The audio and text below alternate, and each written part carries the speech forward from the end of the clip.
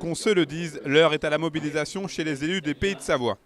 Ce lundi, ils étaient près d'une centaine concernés de près ou de loin par le Lyon-Turin à avoir répondu favorablement à l'invitation d'Hervé Guémard pour un séminaire d'échange constructif sur la future liaison ferroviaire. Je rappelle que ce dossier du Lyon-Turin est composé de deux éléments.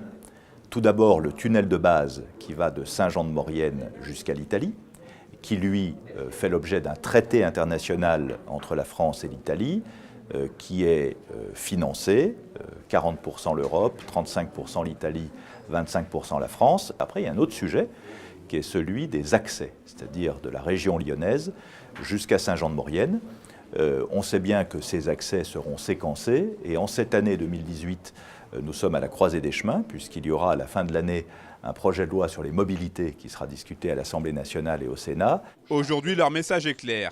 Et à 1 mois et demi après l'envoi d'une lettre au président de la République, ces élus veulent une action concrète. Et nous voulons tous que le gouvernement dise précisément ce qu'il fera, parce qu'on ne peut pas remettre les décisions des accès à 2038. Nous savons que tout n'est pas possible tout de suite, mais on ne peut pas, si je puis dire, dégager en touche pendant une dizaine d'années sur cette question. Signe de l'importance du moment, Hubert Duménil, le président de TELT, la société en charge de la gestion du Lyon-Turin, était présent à Chambéry.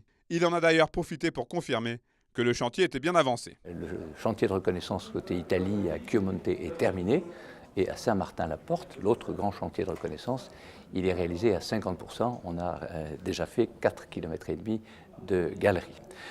Nous sommes en train par ailleurs de lancer les consultations, les appels d'offres pour les travaux principaux du tunnel lui-même. C'est plus de 5 milliards d'euros d'investissements qui seront lancés d'ici 2 ans. Malgré les dernières déclarations des nouveaux dirigeants italiens qui ont émis des doutes quant à l'intérêt de la liaison ferroviaire, la mise en service du Lyon-Turin est toujours espérée pour fin 2029.